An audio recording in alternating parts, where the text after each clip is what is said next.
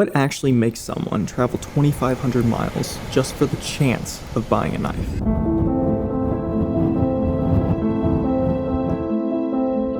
I think most people would laugh at that question, but the honest answer is at custom knife shows like this, most of the makers build one-off custom pieces with high-end materials, finishes. It's not something you will ever see again. They build it one-off for that show. So the chance to get your hands on a knife like that is incredibly special and something that, unless you're in this knife world, you just wouldn't understand. But it's a truly once-in-a-lifetime opportunity to score a knife that you may never see again.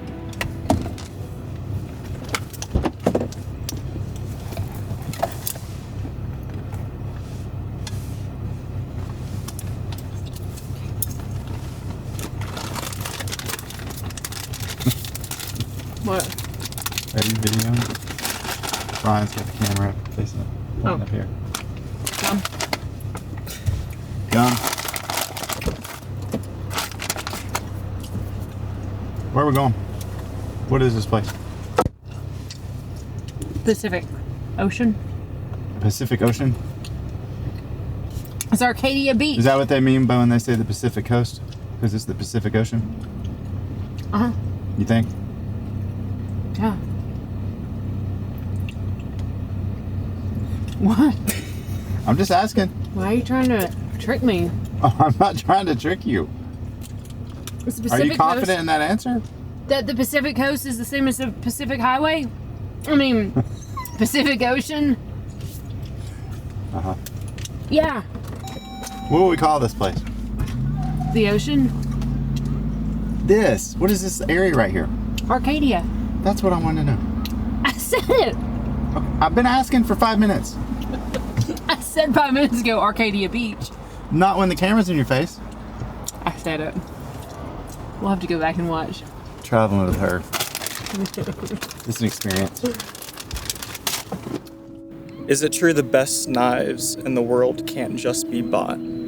Yes, with an asterisk. Typically, your more one-off custom high-end knives can't just be purchased anywhere. Unless you are going to shows, it's nearly impossible to get a knife like that. The only caveat would be buying something on the pre-owned or secondary market, like in forums or a website that sells pre-owned and consignment pieces. But it's extremely difficult to just say, I want this knife and I can go find it tomorrow. It doesn't happen that way. Not in the custom knife world. It's nearly impossible.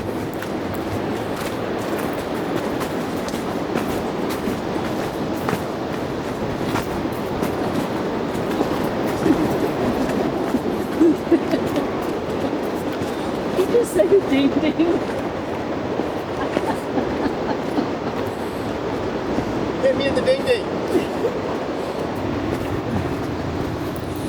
Here we are at Arcadia Beach. Arcadia Beach.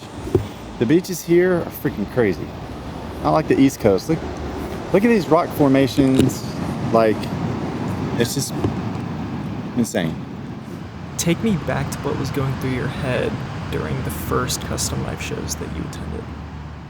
Gosh, I don't know if I remember the first custom knife show, but we pretty much have gone to every show over the last 11, 12 years. But in the beginning, our focus was strictly to try to become a part of the community, and how you do that is going to every knife show and interacting with the makers and the buyers, everyone in the community. But our goal was to try to get our hands on as many knives as possible, whether it was winning, purchasing, whatever, because we were trying to build a brand. And to build a brand, you have to start becoming part of that community if you want to build it the right way, in my opinion. So going to a knife show and making connections and meeting all the different custom knife makers and just admiring everything they do. In the beginning, I was overwhelmed with how much goes into the knife making process. My mindset was, a $200 knife was extremely expensive, which it is, but then you get into a custom knife show and you see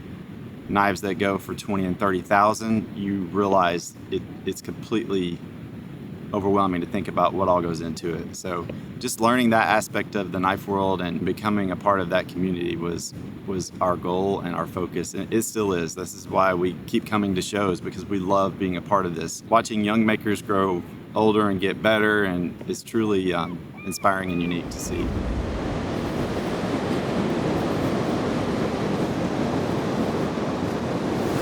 What's the temperature? This is cold plunge water right here. It's like maybe 50 to 53 degrees, I think. Yeah. Our pool at home is like, I think our pool at home is like 85. Oh my God. Like, I can't even I think in Destin or wherever we were a couple of weeks ago, the water was like 78.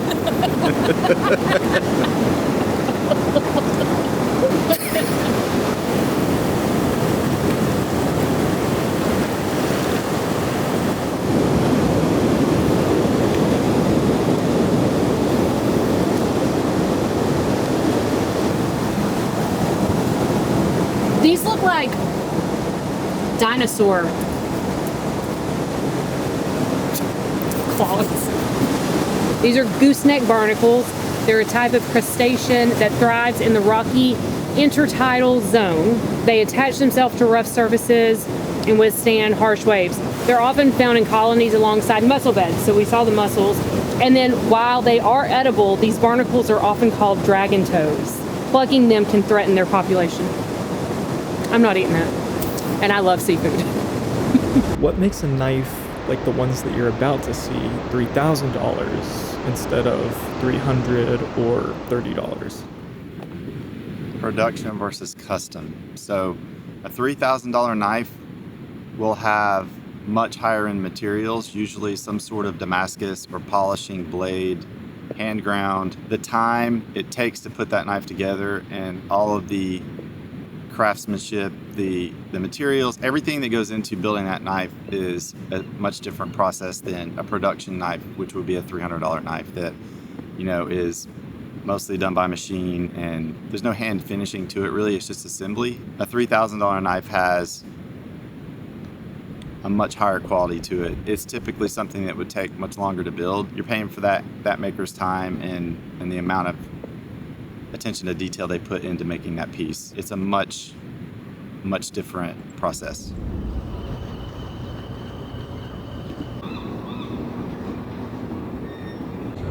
Giant geese. Oh my gosh. Oh, I can't wait. Are those pedals? You pedal them? I'm sure. Oh yeah, look at that. Chester. Look! You grab them. Cheetos! Are they flaming hot? Thank Lord.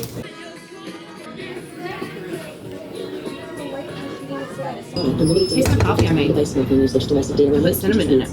Mexican restaurants. The A word. Uno de Mar.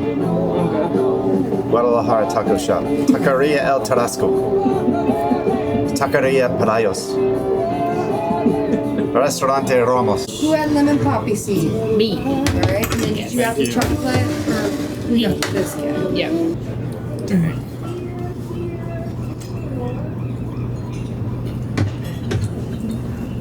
Let's see if he notices. Thank you. What went out, and whether you know exactly how your business is performing. Cash flow, revenue, all in one place. Start counting numbers. Start counting sheep. Check it out. Oh my gosh. Try free. Did you get gravy and biscuit too? Yeah, I just said the exact same thing as you, but you know what? She might not have put that down, which is okay. This is a lot. Go up August 10th, so don't wait. Restrictions apply. Shop now in stores. And actually, at Nordstrom.com. you have my download muffin. the Nordstrom app. Did you switch with me? Time and money with the Home Depot Pro Extra program. Tap into I was like, oh, that was Oh, good. thanks, sister. Nice try. 19 minutes.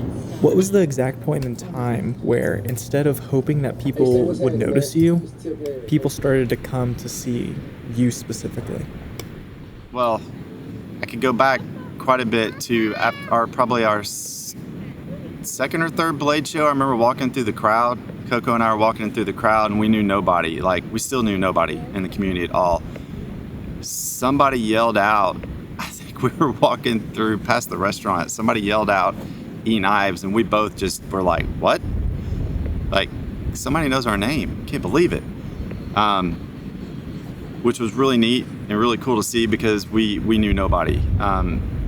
If I fast forward that to about 5 years ago, the first year we set up at Blade Show Atlanta, the amount of people that came to our booth, I think was the first time that I realized that we're actually, like, I don't think I ever thought we really belonged there until we got to a certain point, and I didn't know what that was, but I remember feeling like when all these people were coming by our booth, you know, thanking us and, you know, saying they were customers and they had bought from us and all that, that was like an overwhelming reality that, like, wow, we've actually, like, we've put somewhat of a little bit of a stamp on our name in this community, and it was kind of overwhelming to think about because for so many years I had major imposter syndrome and just so much insecurity because starting out we knew nothing about knives and we knew nothing about the community. We just started showing up at shows, and a lot of that is attributed to custom knife shows like this one because we made a pact in the very beginning. We would go to every single show, which is like sometimes 12 and 13 shows a year, but we wanted to, because this is our livelihood, this is this is our life, so we wanted to learn and grow and get as much information as possible and meet as many people as we could, and that starts by going to smaller custom knife shows that then allow you to grow and step into larger shows. So, but that Blade Show 5 years ago was definitely the first, like, overwhelming reality that I think we're onto something here.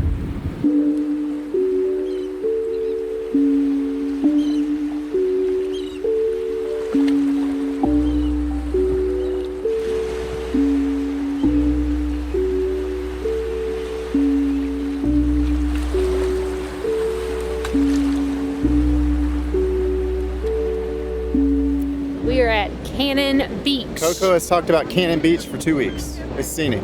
It's the place to be. It's the place to be. Look at these rock formations. Look at this rock. Like, it's crazy. It's a complete hangout. Like, there's it's like a party fire beach. pits. Like, yeah, it's crazy. This water is ice cold. Cold. It's too cool though. Like you have to just get in the mind frame that you're on the beach. A lot of people have sweatshirts on. But it's not Very like strange. When you have toboggans on the beach in July. It's a little mindful. It's different, but it's very scenic. Like, look at this. This is all the crazy. rock formations. Yeah, it's cool as shit. Like, it's a really cool area. This water is freaking cold plunge. Ooh. Cold.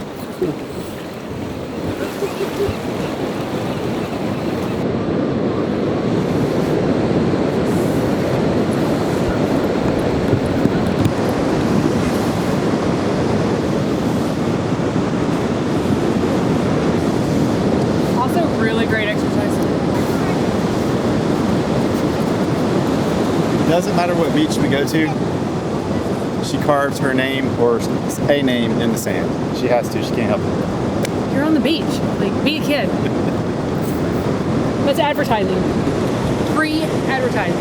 For 5 minutes till the ocean comes up and washes it away. Screw you, Meta. We don't need Meta advertising. No. We've got beach advertising.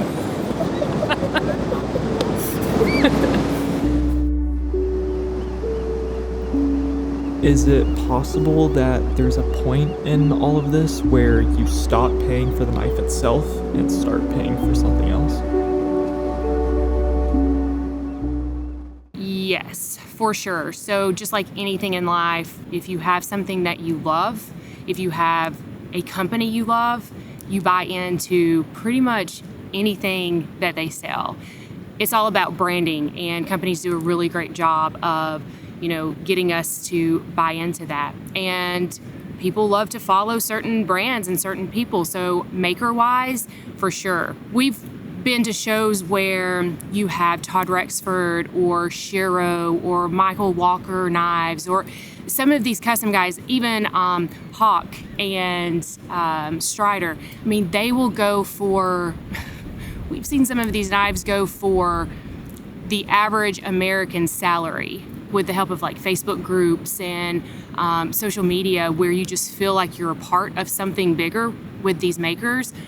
you buy into them. And any new maker that we talk to, we always say, like, people can buy a knife from anyone, but what makes them want to buy a knife from you? So.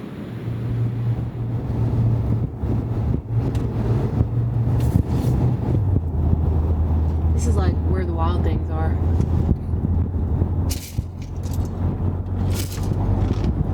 Oh, so pretty.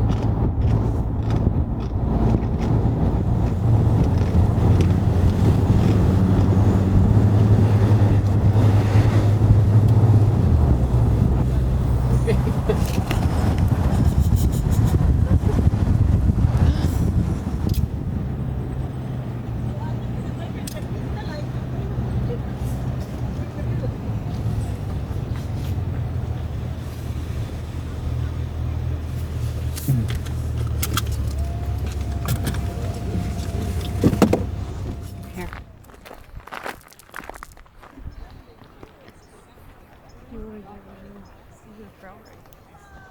Next stop. E-cola.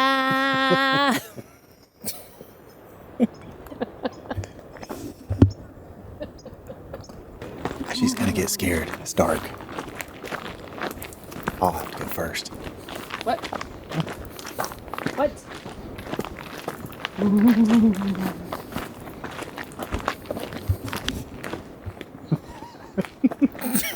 What? What are you two laughing at? Nothing. What are you back here whispering about? We're not whispering. You are. That could have ended. You see those skills? Okay. You know where this goes? No, no clue at all. I think it just goes to the Probably the bathroom. bathroom. But yeah.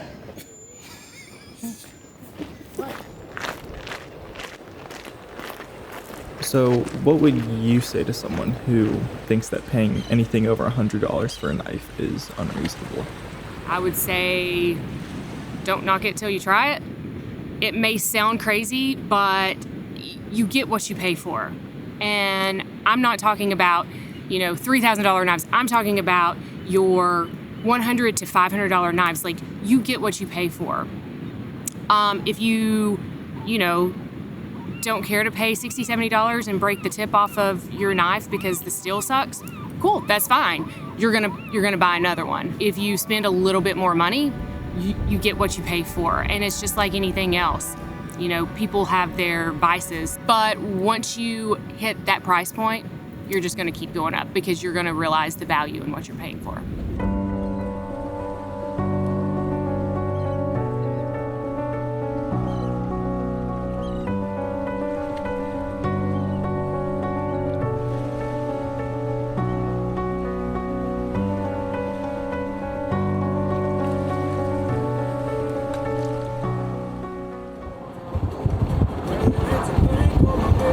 How high up that bridge is. Yeah, it's great.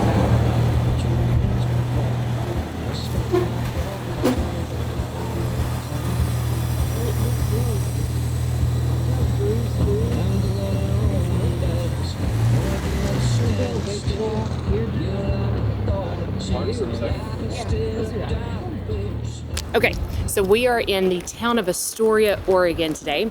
Astoria is famous for so many things, but The Goonies. I'm trying to go deep here. Oh, my bad. I'm trying to give like an actual historical. All right. You okay? give the AI version. I'm giving This what is people not from want. AI. It's the This Goonies. is, I know this stuff. So Astoria is the oldest settlement west of the Rockies. So they say. I don't know. And it also is where the mouth of the Columbia River feeds into the Pacific Ocean. Mouth. Really? You're dropping knowledge on everyone today. I didn't know this. It's because I do my map tap every day. Map tap. Map tap. And there's a lot of education And and the history 80s that I know. movie that I grew up on, The Goonies, was filmed here. There's a lot of movies that Kind are of cool. filmed here. And I think this town is still in the 80s, actually, with this decor. I think it's cute. I love It it. is. It's cool. Yeah. It's nostalgic. It has a nostalgic feel. Yeah. Huge barges. All right, let's go explore.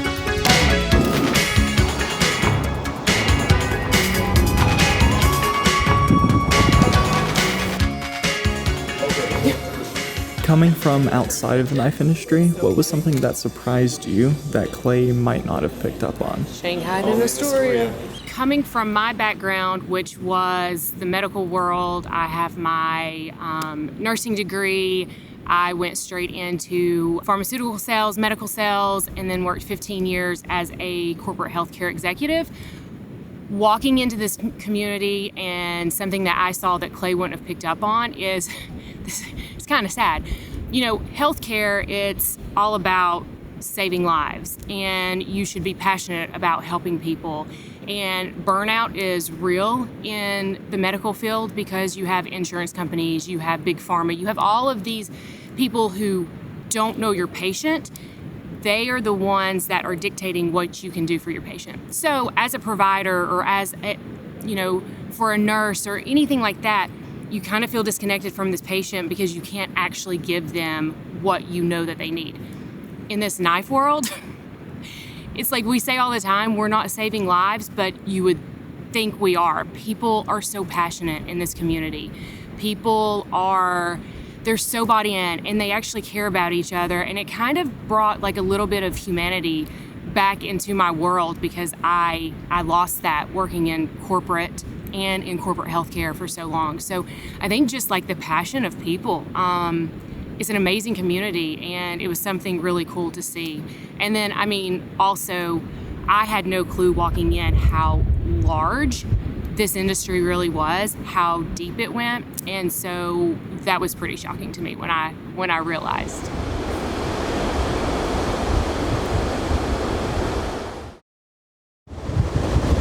Hey, tell us about it. So, this is the famous shipwreck of Peter Iredale, 1906. So, in 1906, they shipwrecked. All 27 crew members survived though. So that means that captain did not go down with the ship. And that's the thing. So we were literally in Astoria, so I guess, 5 minutes inland. And it was, I mean, seriously, it was like 70. It was amazing. It felt awesome. We get down here and this is like 50. Freezing down freezing. here. And she's not lying, it was like 5 minutes ago. And then it has just, it like dropped dramatically. spits rain consistent, like constant. This is not good for the hair. And this is late July. It's supposed to be hot. Yeah, it like just rains out of nowhere. It's not normal to be on a beach with hoodies and toboggans. But it's very beautiful. Is it? That's subjective. We just went to the Maritime Marine Memorial in Astoria, and like the most recent ones were like from 2025, 2026, and these are like captains or anyone that like works in the water that have passed away. And so there was one, and it was a younger guy. He was born in 79. He died last May in 2025, and it just said lost at sea. So I had to Google his name, and his boat started taking on water last year, like around 8:15. They called it in, and then he got all of his crew life jackets and took care of them. They all made it off the boat safely, and the captain went down with the ship. So that is like a thing where, like, as a captain, you don't leave your ship. So they go down with the ship, which is crazy. Like, that's like major sacrifice. I have a fear of drowning, so that's like terrifying to me. But. So you guys are about to walk into the exact type of room that EKnives started out of. What's something that's going through Clay's mind that he probably wouldn't say out loud? What I think that he thinks, just knowing my husband for 20 plus years, he definitely gets overwhelmed. He is very much introverted. A lot of you guys may not realize that or may not know that, but he is like when I met him, he was the wallflower. Like, he was so introverted. He always polite, but like he was just never outgoing. The first shows that we started going to, I think he loved having me there because like I'll walk up and talk to anybody. I don't care. And so it was like kind of a comfort thing for him because he had me to like lead conversations and then he could jump in. But now, it was so hard for him, and he was able to pull himself out of that, and he worked on that every single day, like working through those fears of like talking on camera or having to talk to complete strangers. And so I think for him, it's a little overwhelming. And then just to know that this started with one knife in 2013, and to walk into a room now and people know who he is, know our company, know our brand, like that's a feeling I don't know that we could do this for 50 years and ever get over that feeling of just having people who want to be a part of what you're building and knowing that you're building this community. It's a little overwhelming.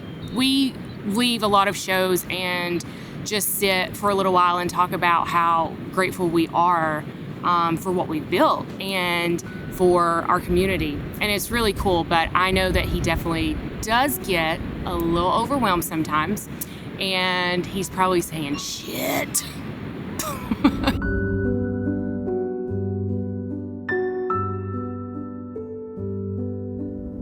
All right, guys, we are on our way to the Pacific Northwest Custom Knife Show in Seaside, Oregon, and we are excited. This is a one-day show, 6 hours, the best custom knife makers in the biz. Last night we got to go to Iggy's, and Benchmade had a welcome party, so we got to hang out there.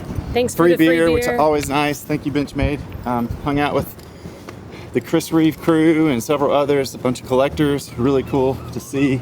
Now we're about to walk into the Custom Knife Invitational here in Seaside, Oregon, which has been going on this is year 5. We went to the first one in 2022, which was in downtown Portland, which we didn't like. So the show was great. The show was great. Downtown Portland was a mess, as you know. So now it's on Seaside, which is beautiful. We love this area, and we've had conflicts come up over the years where we couldn't go, and Billy's asked us to come every year, and we couldn't make it. And now we're finally here. Cannot wait. Yes. Look at this line of people. They've been here since like Tuesday. Yeah.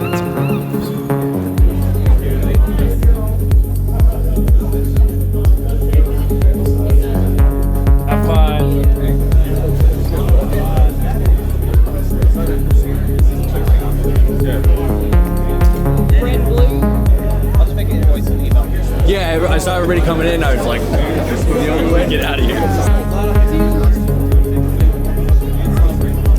right, what we got? On this one.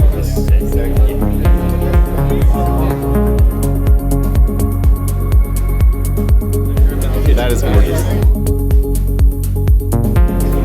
So when you come to a show like this, it's lotto based. So a lot of these tables have sign-up sheets where you sign your name and you get the chance to win. So in a lotto, you win the ability to purchase the knife, you don't win the knife. So, and these are very high-end custom knives. For instance, this sheet right here will have names on it. And then there's also auction pieces where you can write your bid down. Right now, that amazing piece is at $3,100. Who knows what it'll go to? But yeah, that's how these shows work here. It's really cool.